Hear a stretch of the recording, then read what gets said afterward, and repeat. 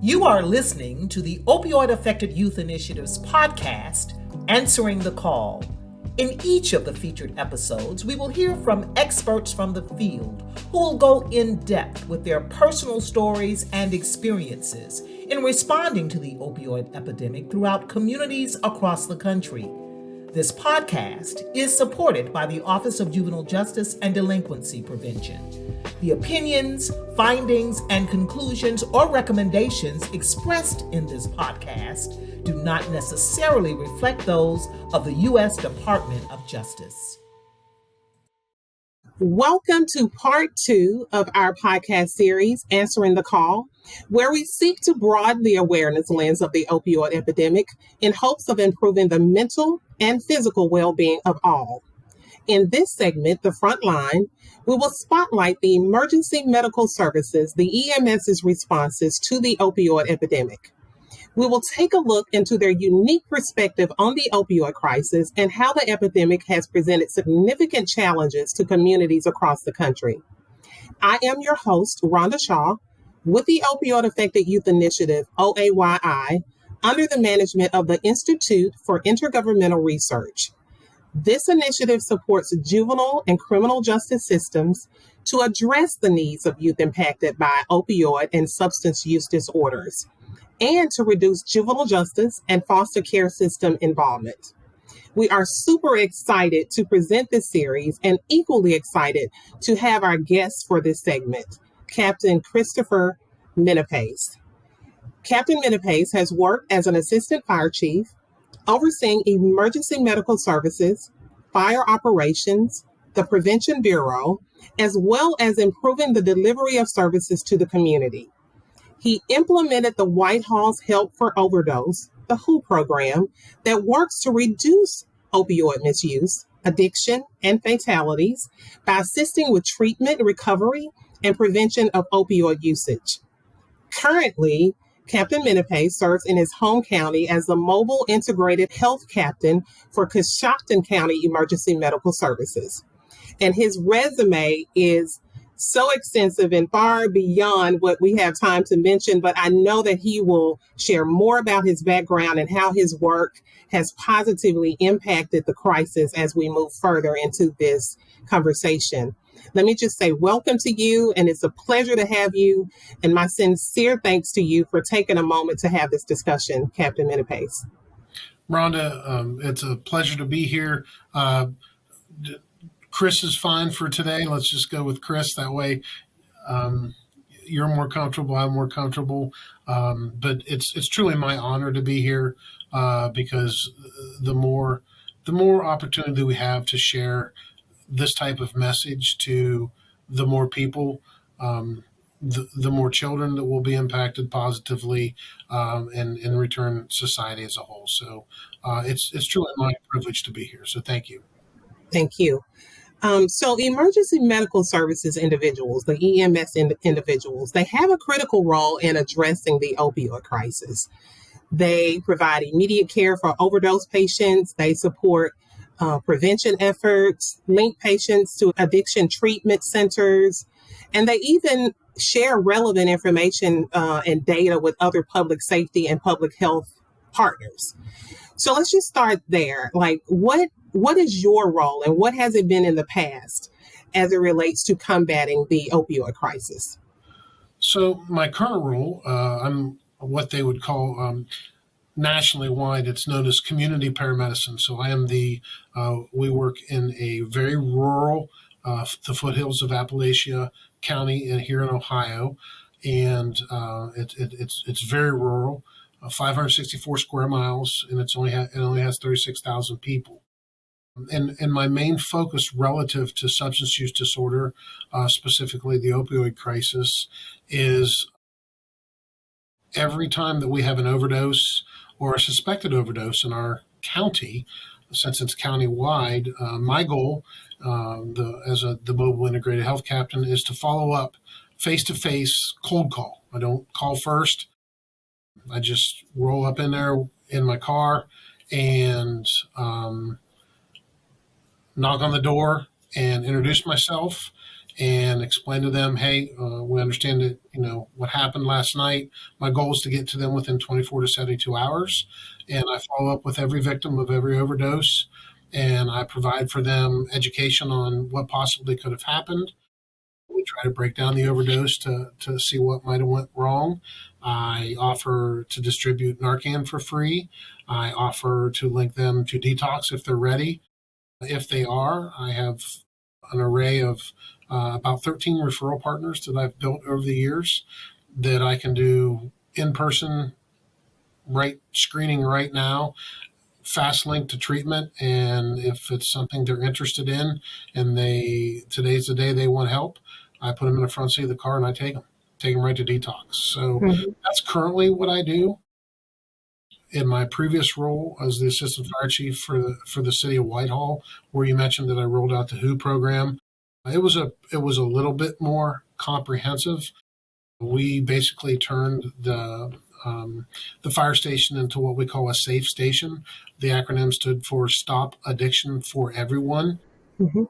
In 16 months that I ran that program, we were open 24 hours a day, 7 days a week, because it was an active firehouse.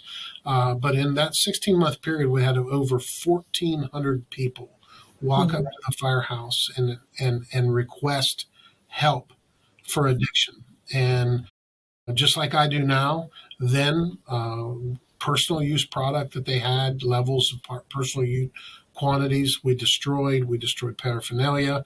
We don't run and didn't run background checks. It does not involve the police at all. These are all paramedics, EMTs, and firefighters. So there's quite a few barriers that instantaneously disappear when you involve um, the firefighter, paramedic, EMS aspect of it. So that's kind of what we did. We also passed out Narcan there. We passed out fentanyl test strips there. That was a little bit more progressive of a community. Around 75,000 people at any given time. So, the politics were a little bit different there. So we were able to do a little bit more harm reduction and prevention than we can here in good old rural America, where sometimes we just have to wait for the politics to catch up. But I'm still able to distribute Narcan here, still able to provide fast track to treatment and detox.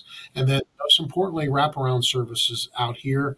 The farther you get away from the big cities, the more difficult it is for somebody that has finally made it through active addiction, and has begun the recovery process. It's very difficult for them to find, how do they get their driver's license? How do they get a state ID? How do they get a birth certificate? How do they get a social security card? And I can link them to those resources in sober living and recovery housing. So that's kind of the role that I have played and currently play.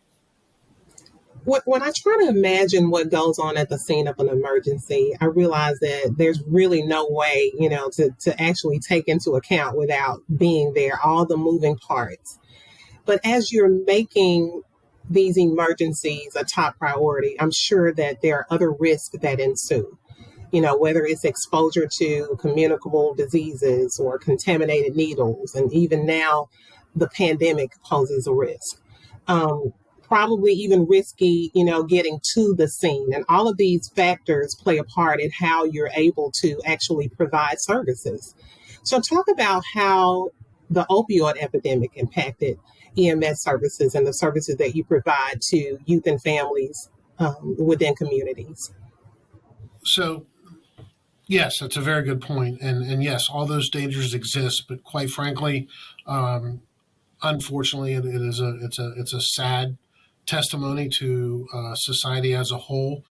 Difficulty breathing at an apartment complex can be just as dangerous to a paramedic um, as an overdose. In fact, Mhm. I would argue, as a fire chief officer, as well as a supervisor in my current role, they're even more dangerous, because if somebody wants to do us harm, our guard's pretty down when we go on a difficulty breathing at an address, or an ill diabetic. And when somebody is hypoglycemic, they can act one way, and we get there and realize, uh oh, we just walked in the middle of a psychotic episode or a domestic or actually an overdose.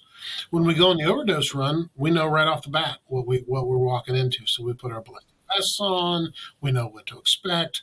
Our acuity is heightened relative to scene safety. Our acuity to body substance isolation and proper PPE is heightened.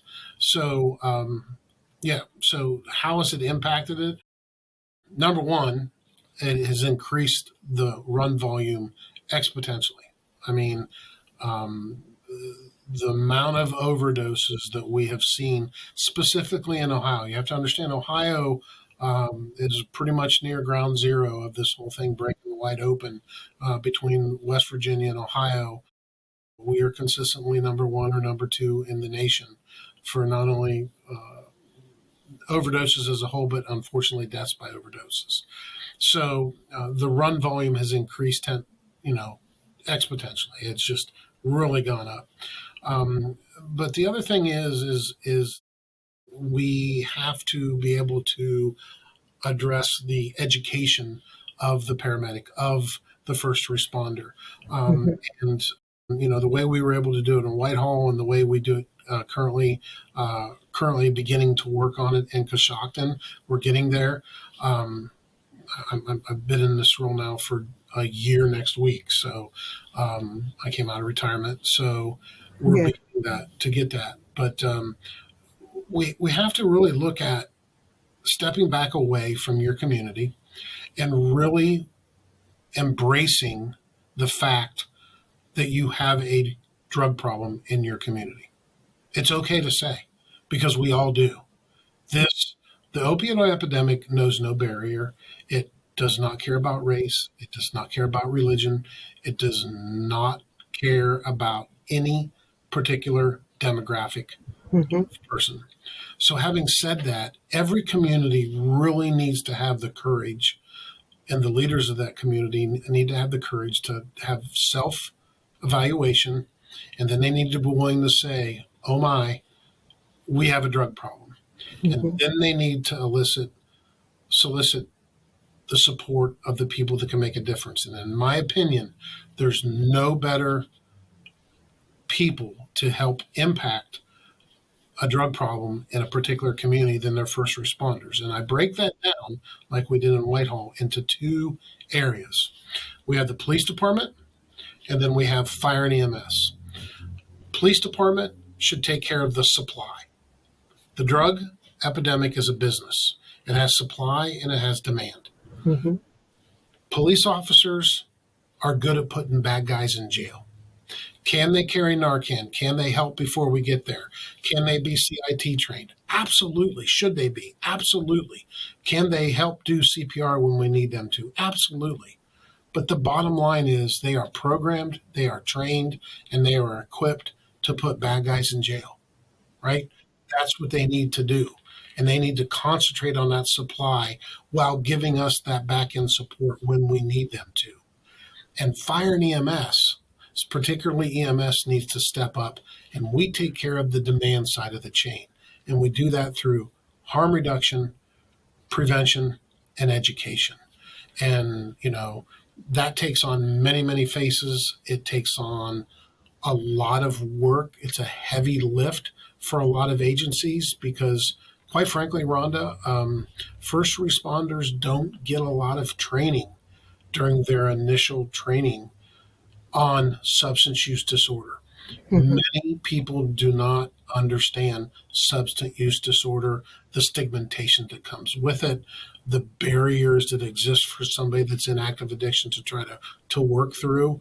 And when we make it relative to America's youth and this youth initiative that we're part of, if we think it's difficult for an adult that has been just chasing this drug and it's taken over its life, and they can't get help because of the barriers, I would argue that the barriers for America's youth is tenfold, because an adult at least has lived experience to the point of they know where they can go for help, they're just not ready, or today's not the day. They don't have the courage. Today's not the day. Youth don't know. They don't know, and unfortunately, they're second and third generation addicts. So they don't know any better. They don't know anything different. So I would argue that the youth in this country has even more barriers to treatment than even the adults do. So, emergency medical services is a system of this coordinated responses you've talked about, like, the police, emergency medical care, and it involves multiple people, multiple agencies, and a comprehensive EMS system is ready every day for every kind of emergency. How well versed, and you talked about some of the training, or how well trained is the standard member of the EMS community in terms of properly managing the substance use disorders and co-occurring mental health challenges that youth and families face? Okay, so I'm glad you asked that question in the way you did. First of all, I'm going to say, as embarrassing as it is for me to say, being in this business for 28 plus years, we are average at best. We are average prepared. And the reason that is we, during our initial trainings, during the curriculum, at least in the state of Ohio, we don't spend a great deal of time on dealing with substance use disorder. Because again, when you look at what a paramedic does, or an EMT does, or an advanced EMT does, or what a law enforcement officer does, we deal with the acute.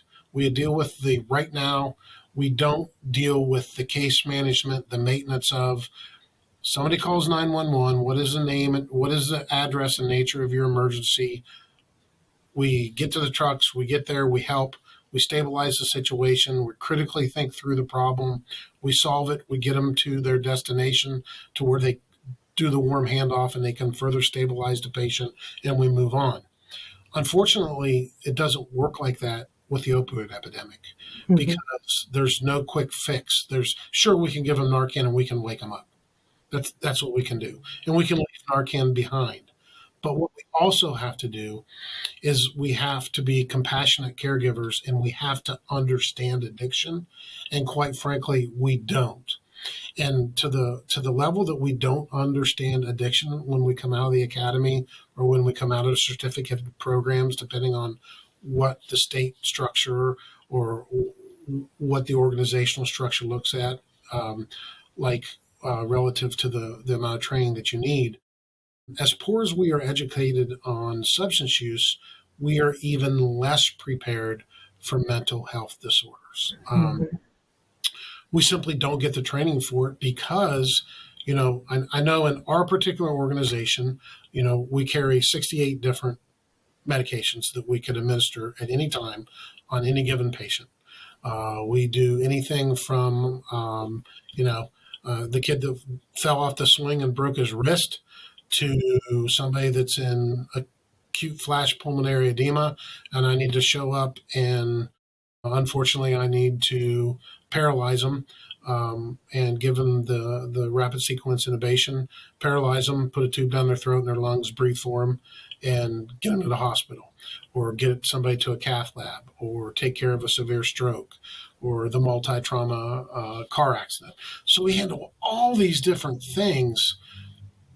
And unfortunately, because we have mental health professionals that specialize in that, and social workers and networks of people within that field, the paramedic and your standard paramedic and standard first responder, we don't receive the training in our initial training to properly manage that co-occurring mental health disorder. And so because of that, oftentimes people are undertreated. They just are. They're undertreated. The mental health side of it goes unnoticed. The bottom line, if you are medically stable, then sometimes we permit them to sign off against medical advice, and we leave them at the home. And that is the absolute worst place we could leave them. Now, the good news is you have people across the country that are starting to realize that. People that are in places to adjust curriculum, people who are in places like yourself that are willing to talk to people like me that have experienced it and have realized my people, as a chief officer, my people don't understand mental health disorder. They don't understand it. Yeah. So guess what, guys? We're going to bring in this LISW, and we're going to bring them in for 2 straight weeks for 4 hours a day. And there's mandatory training because we're going to learn about mental health disorder, and we're going to learn what it means to talk about all these different co-occurring problems when it comes to the people that are trapped in addiction. And the more chief officers that do that, the more directors, the more leaders of organizations that do that, the more prepared their organizations will be to help combat the problem that's in their communities, because it's in every community around it. Yeah. Chris, what are some of the first responder, specifically EMS-led youth diversion models used across the U.S.? I'm going to be honest with you. First responder-led diversion models themselves are, let's go with rare. They are definitely not. They're starting to gain ground and popularity. Most of them focus on the QRT side, the quick response team. That's a big buzzword you'll hear now, but that's after the effect. I've always been a big proponent. QRTs are great.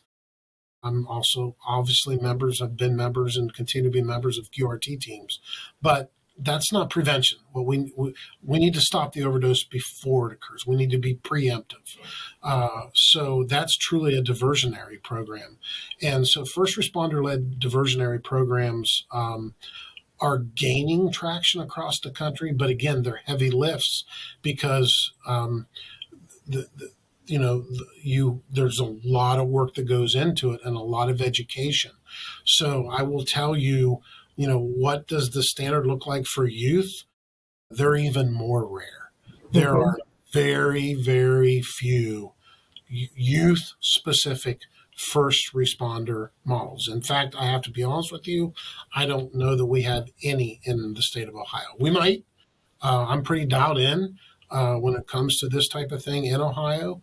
But youth-specific, very, very rare. It just is. I mean, we're doing our best to try to combat with the adults. The youth initiative itself is a whole nother level of difficulties and hurdles that a think tank is going to have to overcome in order to create a program. So talk about some of the greater challenges for agencies at your charge to gain access to youth of communities impacted by substance use disorders. So again, there's a lot of stigma associated with not just addiction, but also the mental health aspect. And again, can there be people fortunate enough to be just having a mental health crisis or just having a substance use disorder? Sure. But more often than not, virtually every time, it's co-occurring. Yeah. And, that's the first thing. And then now we have this stigma associated with either or. And then when you have both, the stigma is just magnified. So one of the barriers is the EMS agents themselves, the actual first responders. We see hundreds and hundreds and hundreds of calls a year. We averaged in Whitehall, we averaged 28 to 29 calls per day for service. My guys were seeing 2 and 3 overdoses a day for 2 and 3 years straight prior to our diversionary program that we put out. So there becomes this desensitization, this numbness, this stigmatization that even we as first responders develop. Unfortunately, in the law enforcement community, it also exists. At least in the fire and EMS side, people call us and they want us there. Unfortunately for our brothers in blue, they don't ever want them there. Nobody wants the 5-0 rolling up in. They just don't want the police there. So there's that stigma that they have to get through also. So that's one barrier. It's internal. So now when we look externally to the customer, we look externally to that person and to that youth that is wrapped up into this circle of addiction. We have to get to them, and they have to know how to get to us. And right now, there's not that easy transition. There's not that golden or yellow brick road to get to us. They don't know because they're unfortunately there's a lot of grandparents that are raising grandchildren. Mm-hmm. I think the state of Ohio is second in that category of grandparents raising grandchildren. And it's because we have generational drug use now. And we've lost 1 to 2 generations, and the grandparents simply don't know how to get their kids help. And worst, even more importantly, it's terrible if they need to try to find them help, but they don't know how to prevent it from happening. They don't know how to break the cycle because they were survivors. It hit their kids, maybe their grandkids, and they're raising their great grandkids. I've seen that model. I've seen that patient. I've been in the back parking lot and received a hug from a great grandmother saying, "Hey, I'm raising great grandparents because dad's dead and their grandpa is dead and their mom and dad are both in prison or have passed, and I'm raising the great grandkids, and it's all due to addiction." So I think the barrier is just access, knowledge of access, and quite frankly, we are just starting to realize, it's a terrible thing. But when I show up as a fire chief, the analogy I could give, and especially when I teach my leadership classes, I always teach them to risk a lot to save a lot, risk a little to save a little, and risk nothing to save what's already lost. And the reality of it is, as leaders, especially in the first responder community, we have to do a tough self-evaluation.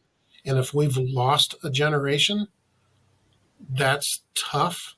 But at the end of the day, we have the opportunity to risk a lot to save the generations upcoming. And that's where we need to begin to shift our focus. What's been your greatest reward in your work with the substance use disorder and recovery community that has impacted you? I got to be honest with you. I think probably my greatest reward. So when I retired, I actually had 6 people come to, and I got a great picture of them. It's at home beside all my, you talked about my resume, and there's usually an award that goes with each line on a resume, right? But one of my favorite pictures is a picture of me. And 6 of the people that attended my retirement party were actually people that I personally transported to detox. They were in various stages of recovery, and I'm still in contact with 4 of the 6 today. So, relative to substance use, nothing was more flattering, nothing was more heartwarming than to look at my retirement party that was filled with EMS personnel that I've known for truly decades, and fire personalities, and everybody's in these dress uniforms, and all this pomp and circumstance. But one of my favorite pictures is me away from everybody else, out in the lobby, having fun and joking with the 6 people that had made it through and that were inactive, that were in recovery. That's truly that's something a lot of people don't get. I mean, most people in EMS get a thank you now and then. The heart attacks that you save, they come back, or a real bad trauma. The amputee that comes, and I've had all of that happen to me. Thank you for saving my life.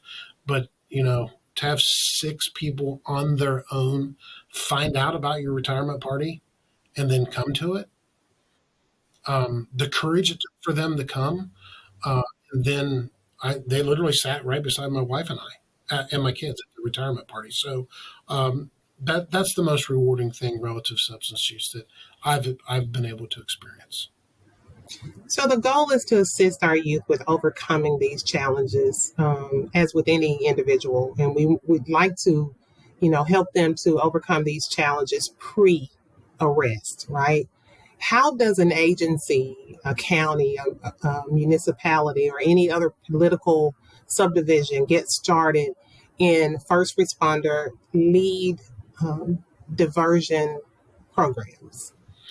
So the first thing, like I said, is they have to admit they have a problem. And they have to also understand that truly they already have people in place that the people that they serve, that the residents of the communities trust, and that is the first responders. If there's one thing that we have as paramedics and firefighters is trust. There is not another profession that exists that at 4 o'clock in the morning, when your 16-year-old little girl is in the back bedroom with her pajamas on that don't cover a whole bunch on her body, and she's sick and she desperately needs your help. The cable guy doesn't get to go back in there. The plumber doesn't get to go back in there. The UPS guy doesn't get to go back in there. But Dad doesn't think twice of letting the paramedic go back there because we have public trust. So the first thing they need to do is realize they already have people on the payroll that the community trusts. And then they have to give them the training on what addiction is, that they have to understand the science of addiction. They have to understand co-occurring mental health. And then they have to make the tough decisions and do the tracking and gain the data, establish the metrics, find out where are the hotbeds of overdoses, where are we seeing youth spikes in overdoses. I'm doing that right now. We have one particular part of our county where I am seeing a huge uptick in vaping marijuana, and these kids are overdosing because it's too high. It's too high of a potency. So it's tough for that small community in this small county to understand when I sit down with the superintendent of the school and say, listen, here's how many runs we've been to your junior high.